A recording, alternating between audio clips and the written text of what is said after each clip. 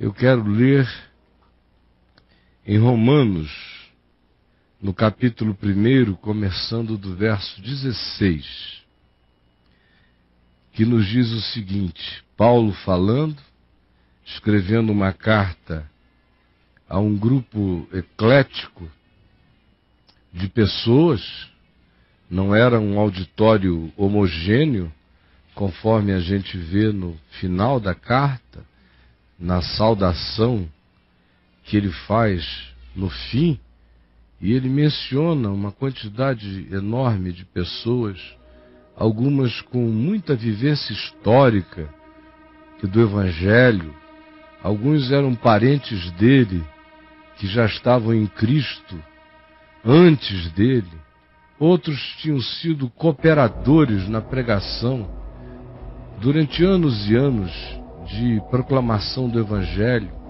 pessoas que tinham acompanhado Paulo, outros eram pessoas inequivocamente aprovadas pela consistência da vida que viviam.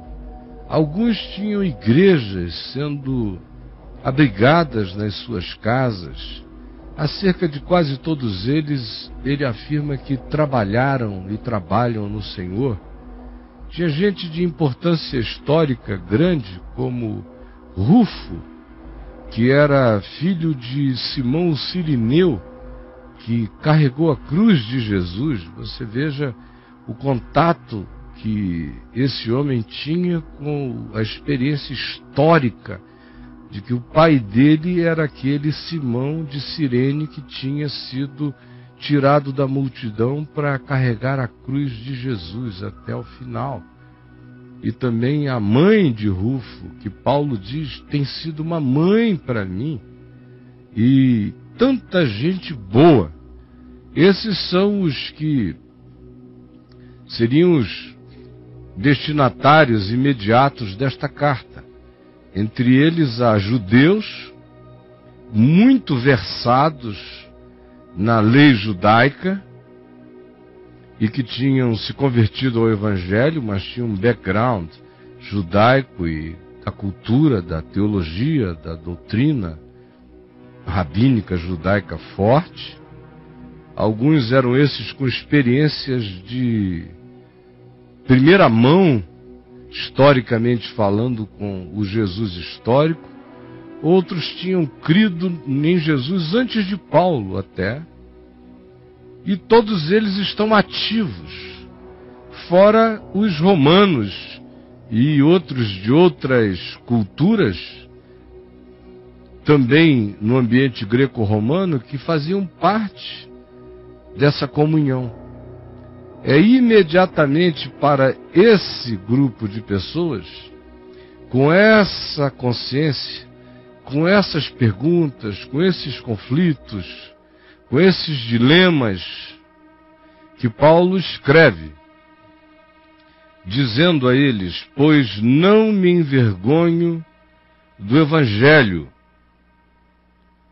porque é o poder, é o dunamis de Deus, para a salvação de todo aquele que crê, primeiro do judeu, e havia muitos judeus entre eles, e também dos gregos, ou do grego, que eram a maioria, romanos. Quando ele fala de grego, ele está falando do mundo não judaico, visto que a justiça de Deus se revela no Evangelho, se revela na cruz, de fé em fé, como está escrito: o justo viverá pela fé.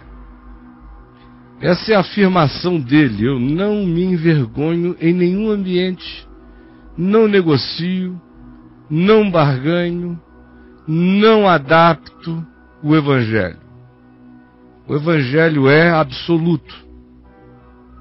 E eu não tenho nenhum mandato para fazê-lo palatável, para fazê-lo adequável, para fazê-lo mimetizável, para fazê-lo plástico, para fazê-lo gelecar-se conforme o capricho humano. Por isso ele diz, eu sei das implicações de anunciar o significado da boa nova. É boa nova e só não é ouvida como boa nova porque o mundo ao qual ela se destina é um mundo que se antagoniza contra tudo quanto seja boa nova. Boa nova sendo graça, misericórdia, amor, bondade, solidariedade, justiça, verdade, pureza, simplicidade, fidelidade. Se boa nova é isso tudo, é uma vida humana, saudável, sadia, a possibilidade de assim vivê-la em paz, em amor, vencendo o ódio, a ira, a vingança, não ficando sequestrado por nenhuma das cadeias invisíveis que nos aprisionam e mudam o curso da nossa vida. Se boa nova é vitória sobre os caprichos do ego, do egoísmo, é tornar você maior do que o animal vociferante e bestializado que cresce em quem deixa tal bicho em si crescer. Se boa nova é esse poder para nos desescravizar dessa tendência a uma existência que não leva em consideração o sentido da vida do outro, mas apenas como sanguessuga, o que possa servir ao desejo imediato. Se boa nova é a certeza absoluta de que todos os homens são diante de Deus os mesmos, pois todos pecaram e todos carecem da glória de Deus e, portanto, não há ninguém que possa se jactar sobre um outro ou contra um outro, porque se nas exterioridades pode ter do que se jactar do ponto de vista de comportamentos morais, na interioridade todos encontram dentro de si as mesmas coisas que do lado de fora condenam nos outros. Se boa nova é crer que Deus estava em Cristo reconciliando consigo o mundo, não imputando aos homens as suas transgressões, e fazendo com que mesmo indivíduos que ainda não ouviram a informação da notícia da Boa Nova, no coração, por milagre e mistério de Deus, comecem a reagir a ela, mesmo sem dela ainda terem sido informados, e andando conforme a consciência, de uma maneira muito mais coerente com a simplicidade do reino de Deus do que muitos daqueles que se jactam de terem a informação e fazerem dela apenas uma lei de exterioridades e de acusação para outros, enquanto nos seus corações a si próprios se condenam. Se boa nova é identificar e reconhecer a graça de Deus agindo sobre esse grupo que não está sob os auspícios de nenhuma informação, então Paulo diz, eu também não me envergonho do Evangelho. É basicamente isso que ele diz a seguir. Primeiro, quando ele descreve esse grupo, ante o qual ele não se envergonha do Evangelho, que é o grupo do indivíduo que tem o homem como medida para o próprio homem. Tudo quanto interessa ao homem é o que ao homem possa agradar. São aqueles que se entregam à sua disposição mental. São aqueles que vivem para privilegiar os seus caprichos, as suas pulsões, os seus desejos, as suas vontades de se cultuarem no próprio homem, o seu narcisismo. São os que cultuam toda e qualquer liberação de vontade que lhes brote, não importando o significado, mas que lhes brote na vida, a tal coisa se liberam e dizem que isto é ser livre. E Paulo os descreve aqui, e diz que quando alguém se entrega a esse caminho de autoindulgência, vai ficando cada vez mais perversificado. Quanto mais cultua seu próprio desejo, mais vai se tornando idólatra. Do lado de fora, nos cultos objeticos, e do lado de dentro, nas suas idolatrias de prazer e de hedonismo.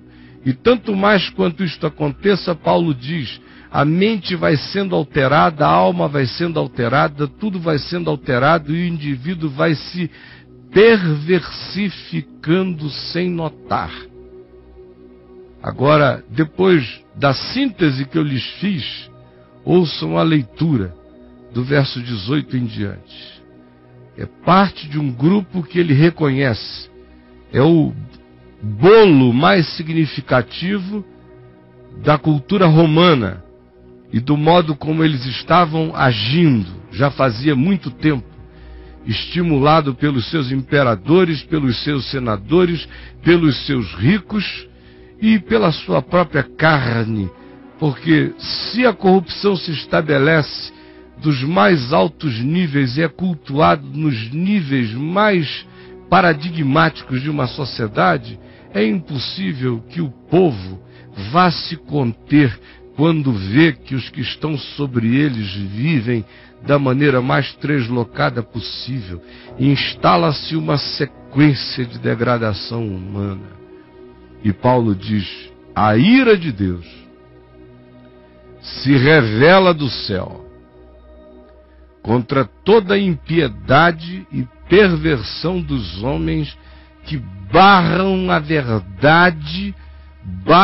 verdade e dão lugar à injustiça e privilegiam a injustiça. E não é que a ira de Deus vá persegui-los, eles se tornam a sua própria profecia em assim fazendo. Eles instalam ira neles mesmos em assim fazendo. Eles se tornam a sua própria condenação em assim fazendo, em privilegiando a injustiça e fechando o coração à verdade. Porquanto o que de Deus se pode conhecer neste mundo, inclusive entre eles, esses que Paulo descreve, lhes está disponível porque Deus lhes manifestou a todos. Porque os atributos invisíveis de Deus, assim o seu eterno poder, como também a sua própria divindade, claramente se reconhecem desde o princípio da criação e desde que os homens abriram os olhos com consciência no surgimento dessa categoria filosófica que a gente chama mundo. Portanto, tais coisas e atributos de Deus são percebidos por meio das coisas que Deus criou e que estão reveladas a todos os sentidos. Tais homens são, por isso, indesculpáveis quando pretendem convencerem-se de que a existência é loucura, é acaso, é absurdo e que a existência pode ser movida a pulsões de desejos e de caprichos, porque não existe nada a ser expresso na vida humana como uma consciência que busque em amor o que seja melhor para todos. A vida, a existência, para tal concepção, é um caos. Nesse caos não há sentido. Nessa ausência de sentido, tudo que fica é apenas a vontade de expressar a pulsão. Já que não há Deus, já que minha consciência não se curva diante de nada, o meu ser apenas obedece às emulações que de mim brotam. Porquanto, tendo conhecimento de Deus, e todos têm, não o glorificaram como Deus, sabem que há Deus, mas não querem Deus. Não o glorificam como Deus, não dizem Deus é Deus, porque se assim o disserem, não poderão mais viver nesse estado de adormecimento e de morte de consciência, glorificando apenas os seus caprichos. Porquanto, tendo conhecimento de Deus, não o glorificam como Deus, nem lhe deram e nem lhe dão graças. Antes, porque não o reconhecem, vão ficando emburrecidos, anulados nos seus próprios raciocínios, não na sua lógica que a partir de um pressuposto equivocado constrói um logicismo igualmente equivocado. Eles ficam anulados na sua razão essencial. Porque o coração, o entendimento, a intuição ficam obscurecidos, eles se tornam gente insensata, insana de espírito. E na sua arrogância eles se acham sábios, os entendidos, os liberados, mas se tornaram de fato loucos, porque mudaram a glória de Deus, do Deus incorruptível, invisível, em semelhança de imagem de homem incorruptível, quando cultuam o homem, a estética do homem, o homem como medida de todas as coisas, ou quando cultuam qualquer personalidade humana, em qualquer que seja o nível, ou quando fazem de qualquer que seja o homem o Deus da sua vida, ainda que seja por uma idolatria afetiva e por uma paixão translocada, onde um homem e uma mulher se tornam os senhores da sua alma e da sua existência. E não somente convergindo isso para homens, mas muitas vezes para aves, quadrúpedes e répteis, nas basicalidades das suas transferências de imputação de poder a divindades fabricadas pela construção da sua fantasia, que prefere se dobrar diante de um amuleto do que curvar-se diante do Criador, porque o amuleto a gente manipula, o Criador ou a gente serve e ama, ou não tem nada a se pretender de relação com ele. Por isso, por essas escolhas, por esse entregar-se a tais coisas, por esse culto ao homem, por esse culto ao objeto, por esse culto àquilo que seja tátil, manipulável, por essa inversão de valor na mente, que é dramática, e no espírito, que é absolutamente inconcebível no que altera em nós quando tal coisa, quando tal pressuposto na gente se instala. Quando isto acontece, é como se Deus tivesse entregado tais homens à imundícia.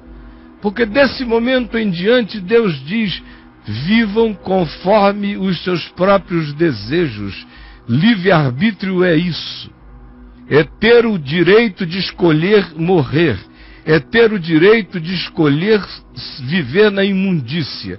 É ter o direito de escolher se corromper.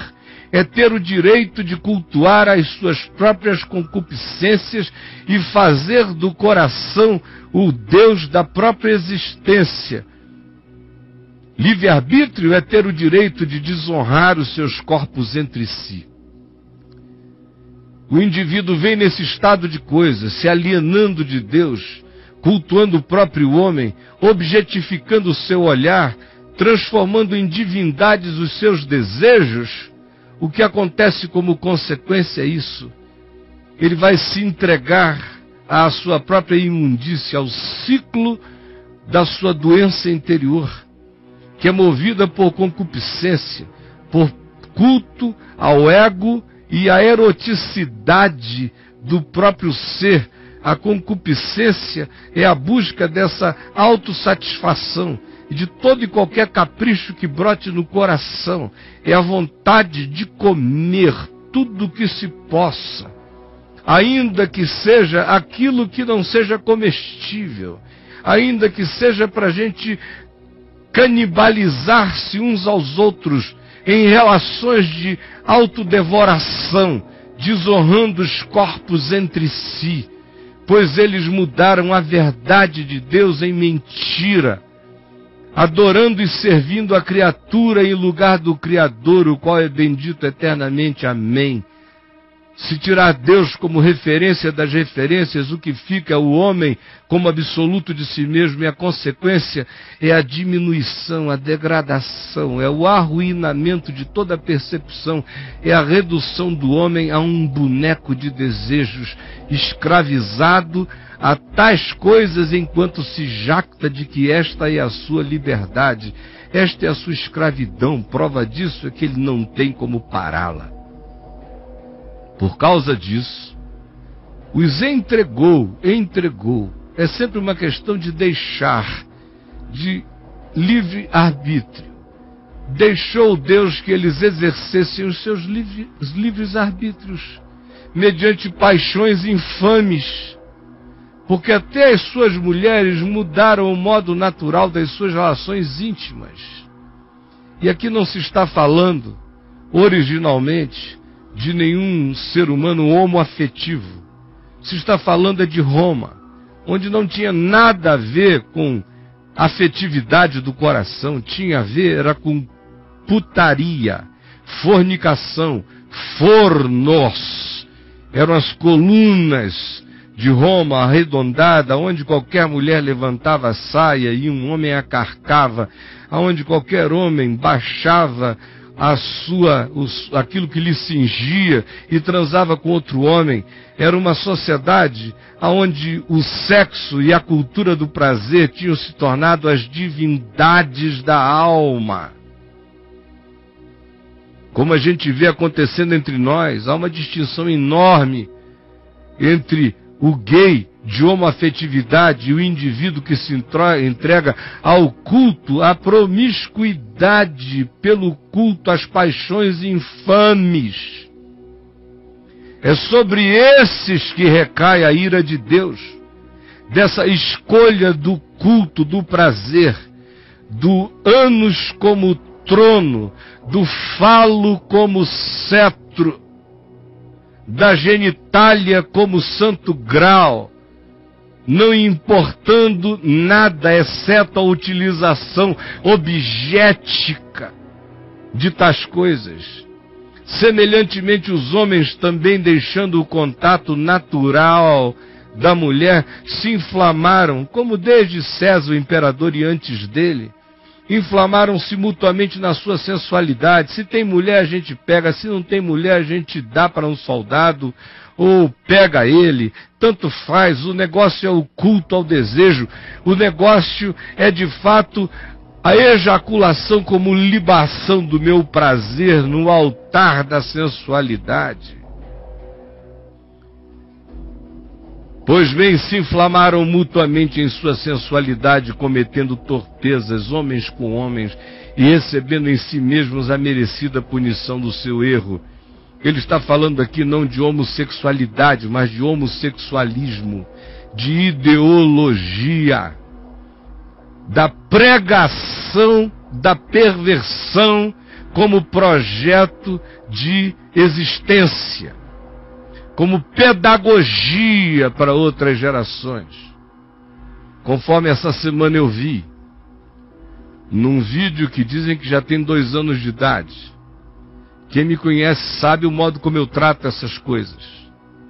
Com toda a misericórdia e com todo o nojo daqueles que transformam o evangelho numa guerra homofóbica ou de qualquer natureza.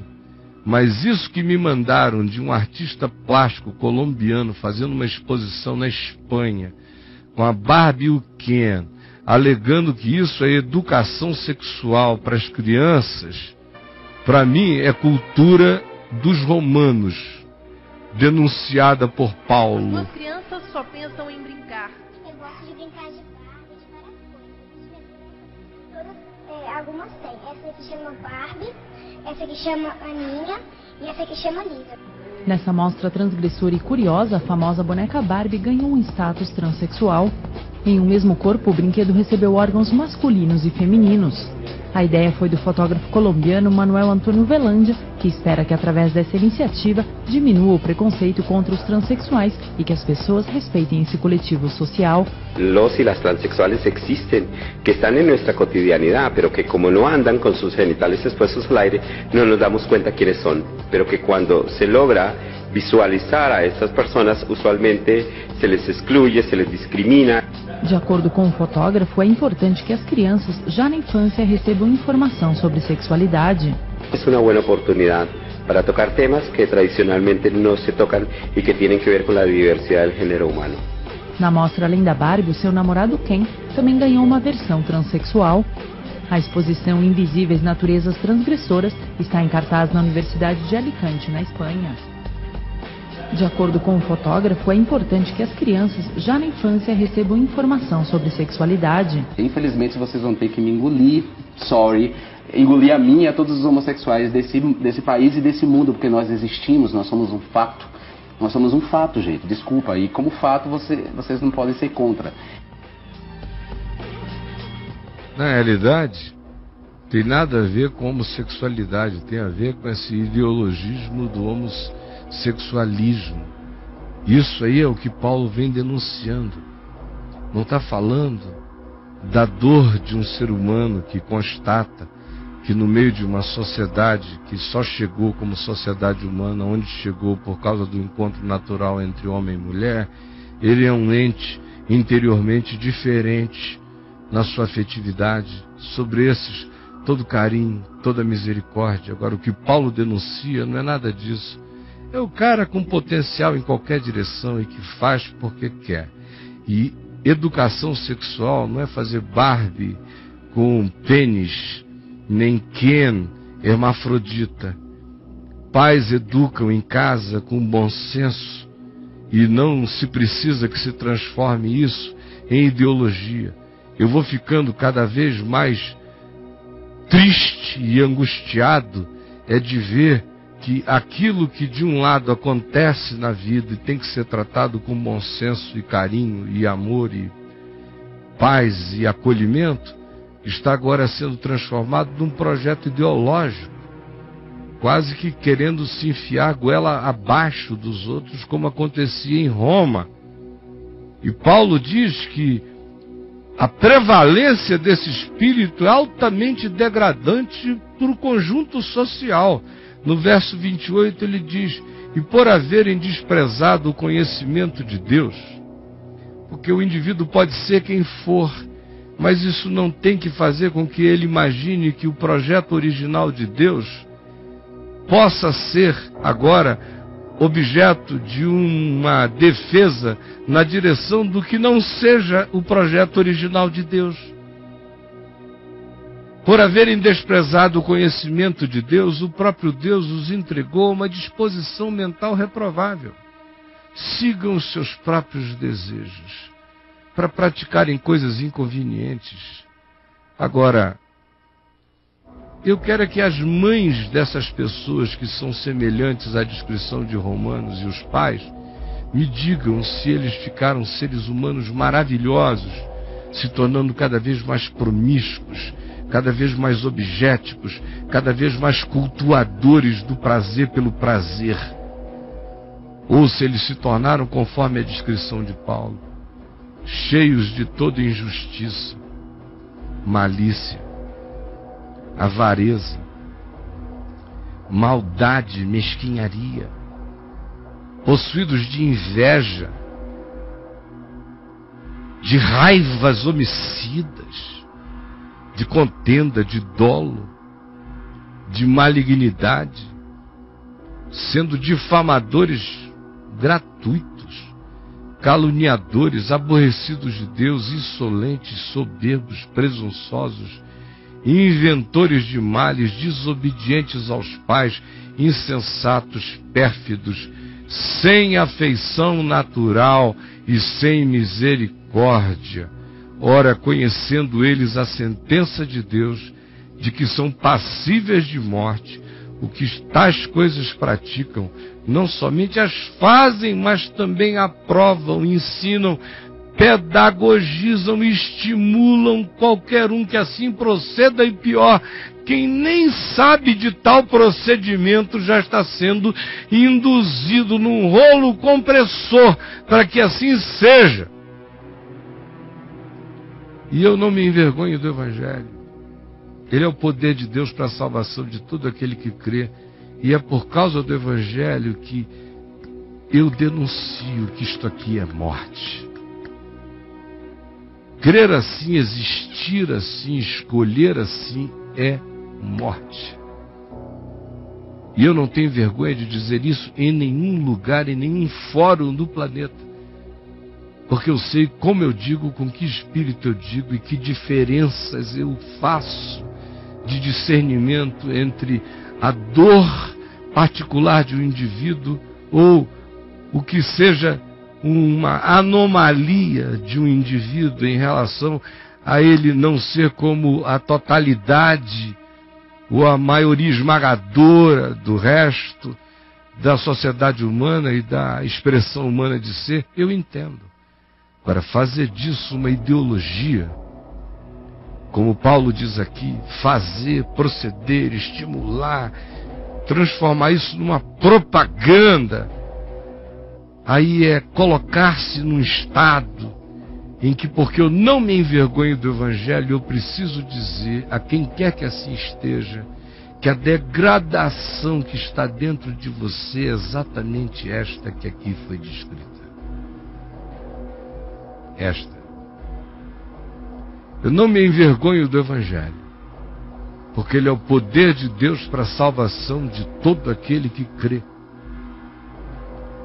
inclusive do religioso, que tem que deixar a sua justiça própria, o seu legalismo, a sua arrogância, o seu justicismo, o seu behaviorismo, o seu condutismo, o seu farisaísmo, as suas exterioridades, o seu empedramento interior e se converter para trocar a religião das tábuas de pedra pelo Evangelho da lei da vida, que imprime e inscreve a palavra de Deus no coração, na consciência. Por isso Paulo diz: portanto, tu que és diferente desse grupo que eu acabei de descrever, que és religioso, que julgas esse pessoal, que em relação a eles és homofóbico, e zangado, e condenador, e santo, e puro, e superior, eis o que o Evangelho te diz. Tu estás tão perdido quanto esses que tu condenas. E eu não me envergonho do Evangelho, por isso eu digo isto aos romanos existenciais entre nós, que cultuam o seu hedonismo, a sua egolatria, o seu capricho, a sua animalidade posta no altar absoluto das suas entregas e sacrifícios de satisfação, tanto quanto eu digo isto a você, acerca de quem Paulo diz: és indesculpável quando julgas, ó homem religioso, a quem quer que seja.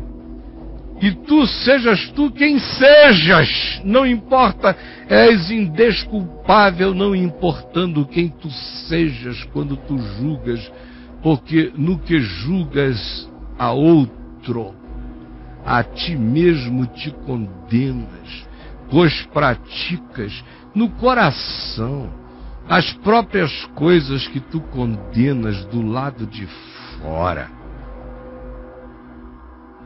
Ora, bem sabemos que o juízo de Deus é conforme a verdade de Deus contra os que praticam tais coisas, sejam elas as que se exteriorizam, sejam elas as que se escondem no coração, mas se manifestam diametralmente opostas como atitudes superiores de juízo.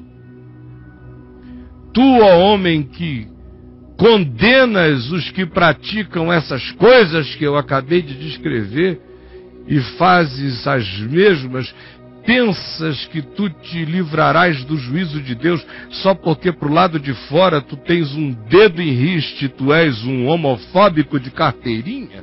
Eu te conheço, diz o Senhor. Ou desprezas a riqueza da sua bondade, e da sua tolerância, e da sua longanimidade, ignorando até hoje que tem sido a bondade de Deus, a graça de Deus, que te conduz ao arrependimento e que Ele te dá tempo para que tu te enxergues. Mas, segundo a tua dureza e coração impenitente, e quanto mais cheio de justiça própria e legalismo, mais duro e impenitente, insensível e desalmado se torna, tu assim acumulas contra ti mesmo ira para o dia da ira e da revelação do justo juízo de Deus. O mesmo que se diz desses cuja ira de Deus se revela do céu, porque eles corrompem o sentido da natureza humana e fazem disso uma ideologia corruptora. O mesmo se diz desses que são os reis do exemplo, da religião, do dedo em riste. O Senhor diz: segundo a tua dureza e coração impenitente, tu acumulas para ti mesmo ira para o dia da ira e da revelação do justo juízo de Deus, que retribuirá a cada um segundo o seu procedimento, não nas morais externas apenas para consumo humano, mas no proceder do caminho interior, do coração. E assim Ele dará a vida eterna aos que, perseverando em fazer o bem, procuram glória, honra e incorruptibilidade. Mas Ele traz ira e indignação aos facciosos, que querem rachar o sentido da vida, quebrar, fragmentar a natureza das coisas na perspectiva de uma ideologia de fragmentação do sentido natural da vida. Sobre esses virá tribulação e angústia. Sim, ira e indignação aos facciosos que desobedecem à verdade, que se insurgem contra ela, que brigam contra ela, para obedecer à sua injustiça, que nada mais é do que a pulsão dos seus caprichos. Tribulação e angústia, prestem atenção. Crentes, descrentes, ateus, neo-ateus, agnósticos, nada disso está em consideração, só a verdade do coração. Tribulação e angústia virão sobre a alma de qualquer homem ou mulher. Tribulação e angústia virão sobre a alma de qualquer homem que faz o mal. Pode fazer na sacristia, atrás do púlpito, pode fazer escondido enquanto ora pelos outros depois, mas virá o mal sobre ele. Primeiro do religioso e depois do irreligioso. Assim também como glória e honra e paz virão sobre todo aquele, tanto faz quem seja, que pratica o bem de coração, seja ele religioso ou seja ele irreligioso. E aí Paulo fala para um terceiro grupo, dizendo: eu não me envergonho do Evangelho, porque ele é o poder de Deus para a salvação de todo aquele que crê, inclusive daquele que crê sem saber no que crê, daquele que não teve uma informação, mas que ouviu segredos da voz de Deus no coração e acolheu a palavra que lhe veio por sonho, por intuição, por vento, por percepção, por luz súbita, por sublimidade inexplicável, por revelação indizível, lhe chegou à alma e no espírito eles acolheram. Eu não me envergonho do Evangelho e digo que Deus tem muitos aos quais aqueles que pensam que são de Deus não conhecem e nem aceitam. E aqueles que pensam que são de Deus têm muitos que Deus nunca conheceu. Por isso eu não me envergonho do Evangelho, porque eu sei que ele é o poder de Deus para a salvação de todo aquele que crê. E daquele que crê, mesmo sem ter ouvido uma informação, mas no coração disse amém a tudo aquilo que lhe chegou como bem, como bom e como verdade. Quem disse amém ao bem, ao bom e à verdade, mesmo sem nenhuma informação, disse amém ao Evangelho. disse amém a Jesus. Porque para com Deus não há acepção de pessoas. Assim, pois, porque para com Deus não há acepção de pessoas, todos os que pecaram sem lei, sem conhecimento, sem informação, também sem lei perecerão, no sentido de que morrerão, serão julgados. E todos os que com lei, sabendo da lei, pecaram, mediante a lei serão julgados, porque tiveram a informação da lei. Porque os simples ouvidores da lei não são justos diante de Deus, mas sim aqueles que a praticam, hão de ser justificados segundo o pressuposto da lei. Mas segundo o pressuposto da lei, todo aquele que conhece a lei como informação, sabe que não consegue praticá-la. Sabe que não consegue praticá-la. É aquele que não conhece a lei como informação, é que muitas vezes a pratica porque não a tem como lei, a tem apenas como um princípio natural do coração. E por isso eles são justificados não pela obediência à lei, mas pela obediência ao mandamento da verdade neles. A crerem que onde não tinha nada escrito do lado de fora, mas tinha um mandamento de vida plantado do lado de dentro, era melhor seguir ao mandamento da vida, ainda que não houvesse nenhuma obrigação externa sendo imposta na sua sociedade. Quando, pois, os gentios, os que não têm a informação, que não têm lei, que não têm conhecimento, que não têm nem evangelho, procedem por natureza de conformidade com a lei, ou com o evangelho, ou com aquilo que é bom, não tendo ele essa informação, eles servem de lei para si mesmos. Cada um é julgado pela luz que teve, e não pela luz que nunca recebeu. Porque estes mostram a norma da lei gravada nos seus corações. E eles acolheram essa norma da verdade, da bondade, porque a lei de Deus, interpretada com amor, não é lei de morte, é lei de vida. Quem interpreta com amor não geme. Amar a Deus sobre todas as coisas é uma delícia. Não tomar o nome de Deus em vão é um privilégio. Santificar o nome de Deus na minha consciência todo dia é culto que revitaliza meu ser. Honrar meu pai e minha mãe me melhora na vida. Não adulterar não me degrada, não me deixa pedaços do ser pela existência.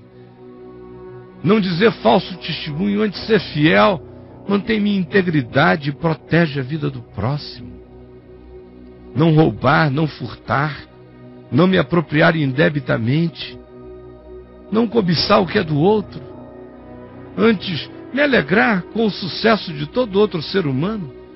Quando isso se instala no coração de alguém, não por mandamento, mas por uma natureza que vai crescendo nele, esses mostram a norma do evangelho, ou da informação, ou da consciência plantada por Deus nos seus corações. E a consciência dá testemunho para eles, às vezes dizendo, vai, este é o caminho, outras vezes dizendo, não vai, não vai.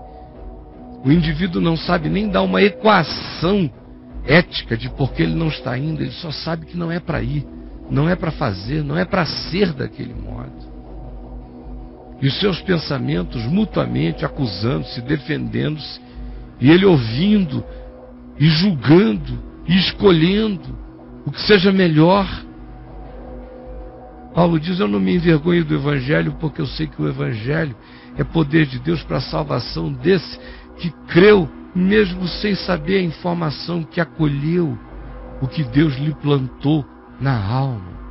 E todo mundo vai ficar sabendo disso no dia em que Deus, por meio de Cristo Jesus, julgar os segredos dos homens de acordo com o meu Evangelho.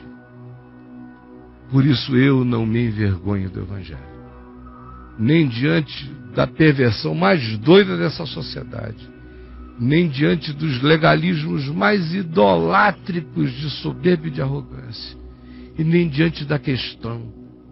Aqueles que nunca ouviram falar se perderam? Não. Eu não me envergonho do Evangelho também para eles, porque Deus estava em Cristo reconciliando consigo mesmo o mundo, não imputando aos homens as suas transgressões. Me deu o privilégio de ser embaixador dessa notícia, mas se porventura eu não chegar lá, não signifique que o amor de Deus não me antecedeu sempre, porque Deus no seu amor nos antecede sempre. É Ele que ama primeiro, é Ele que chega primeiro. Tudo vem de Deus, tudo é graça, tudo procede dEle. Que coisa maravilhosa.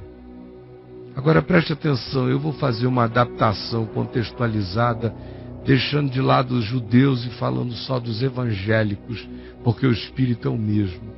Verso 17 do capítulo 2.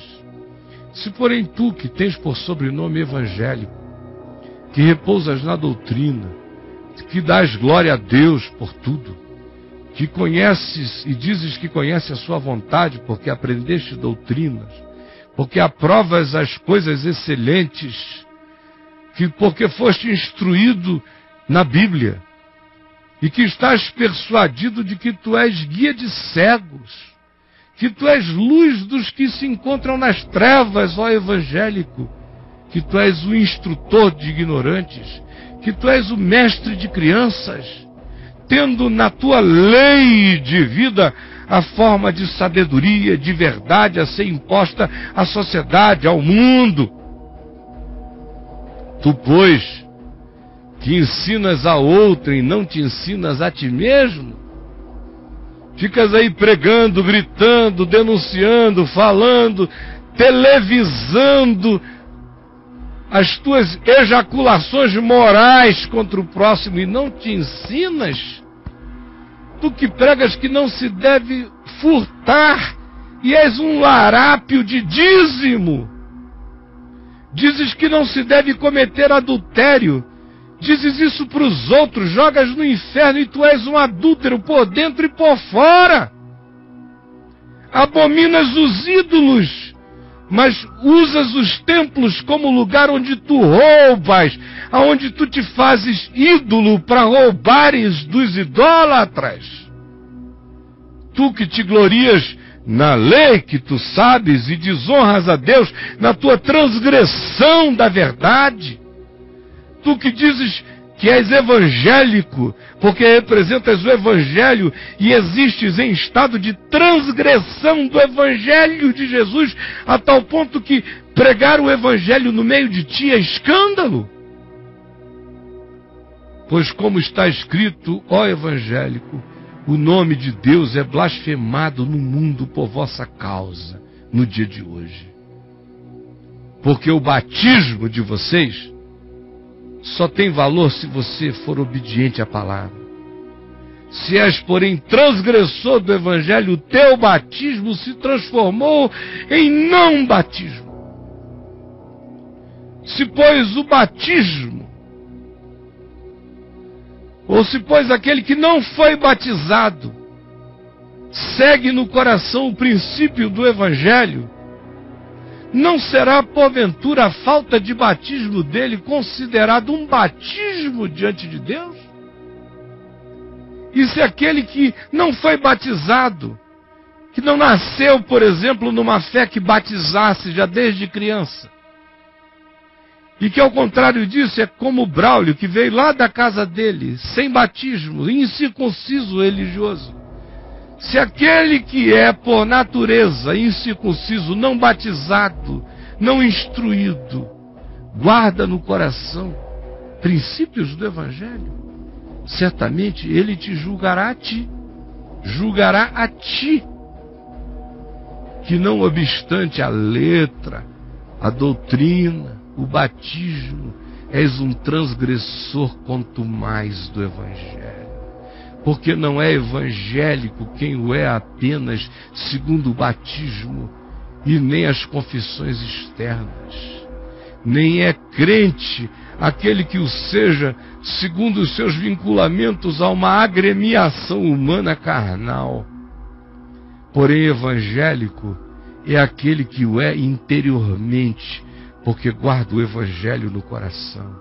E batizado no corpo de Cristo é aquele que o é de coração, no espírito, não segundo doutrinas e formalidades exteriores, cujo louvor não procede de homens, mas sim de Deus, aquilo que acontece no íntimo, na vida. No verso 9 do capítulo 3, só para eu concluir, ele diz: que se conclui? Temos nós, judeus ou evangélicos ou religiosos, qualquer vantagem? Não, de forma nenhuma.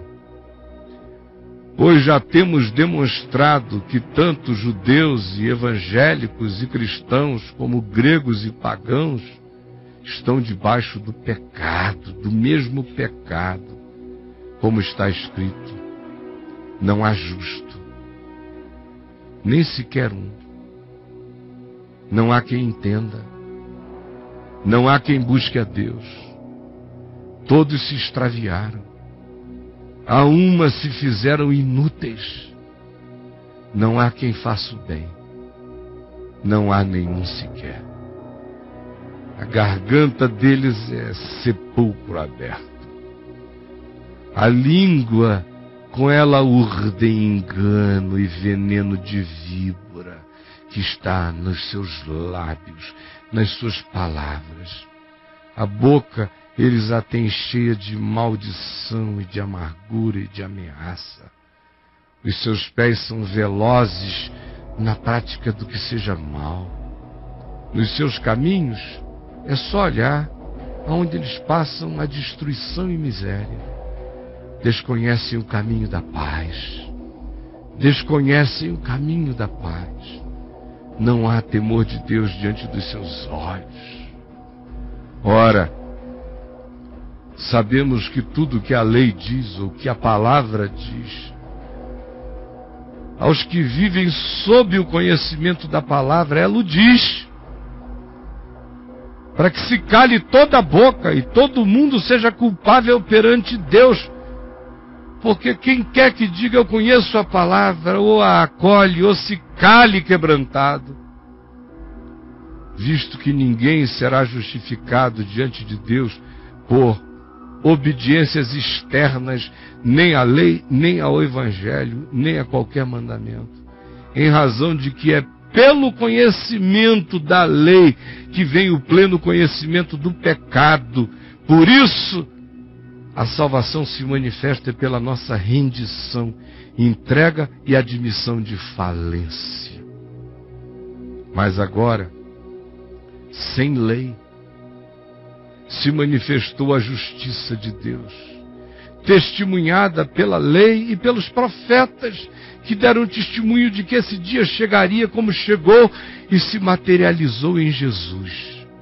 Sim, se manifestou a justiça de Deus mediante a fé em Jesus, para todos e sobre todos os que creem, porque não há distinção, pois todos pecaram e todos igualmente carecem da glória de Deus, sendo justificados assim, gratuitamente por sua graça, mediante a revelação que há em Cristo Jesus, a quem Deus propôs no seu sangue, como cobertura, propiciação para nós, que agora, mediante a fé, tomamos posse disso, porque era desejo de Deus manifestar a sua justiça, por ter Deus, na sua misericórdia, deixado impunes os pecados anteriormente cometidos, tendo em vista a manifestação da sua justiça, que justifica o ser humano que crê no tempo presente,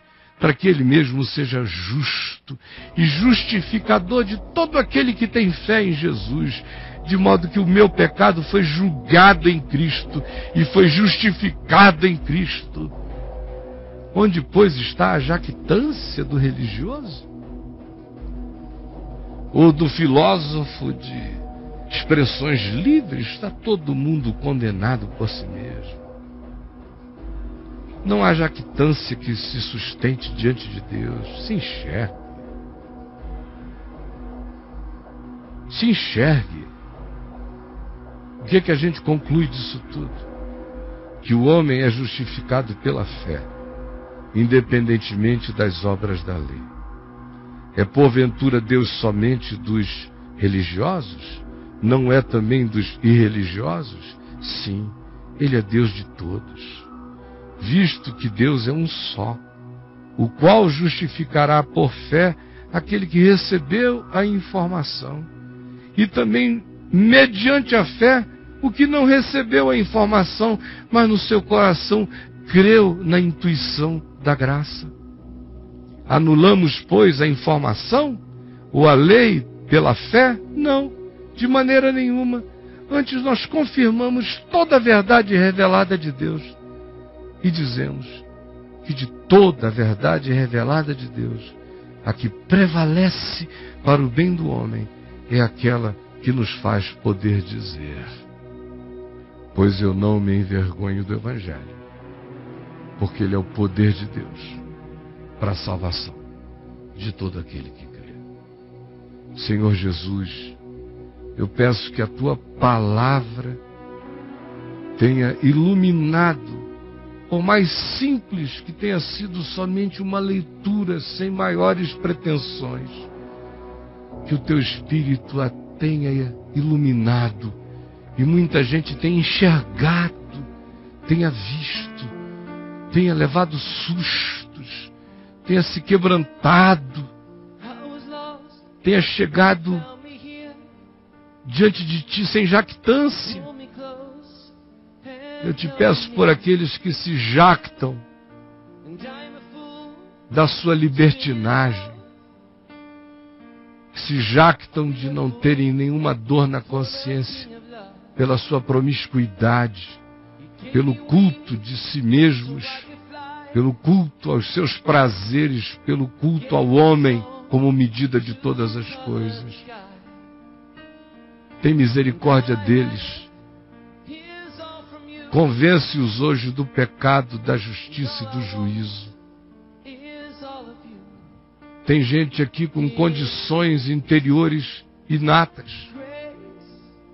E tem outros que adotaram contra a natureza, por causa de prazeres, ideologias e caprichos, aquilo que mata. Fala ao coração de cada um. Assim como eu Te peço pelos religiosos, de todos os matizes, são todos iguais, são todos confiantes em barganhas, em mecânicas, em cumprimentos a leis morais, ou a leis cerimoniais, ou a leis espirituais, ou a leis de mandinga, ou a leis de magia negra, de qualquer coisa. Eu Te peço, especialmente pela maioria que me vê, que são evangélicos judeus, judeus evangélicos, carregam o judaísmo na alma, a lei na alma, a angústia da lei na alma, a jactância da lei da alma, a arrogância, o juízo, o inferno de odiar em nome de Deus. Eu peço que eles tenham se enxergado e que se vejam tão perdidos quanto aqueles aos quais condenam, assim como eu Te rogo por aqueles que diziam: eu não sei nem por que eu amo, eu não sei nem por que eu gosto dessas coisas, eu não sei nem por que eu me sinto tão atraído pelas coisas singelas, mas que hoje recebeu a revelação de que já era o Teu Espírito trabalhando no coração deles. Eu peço que eles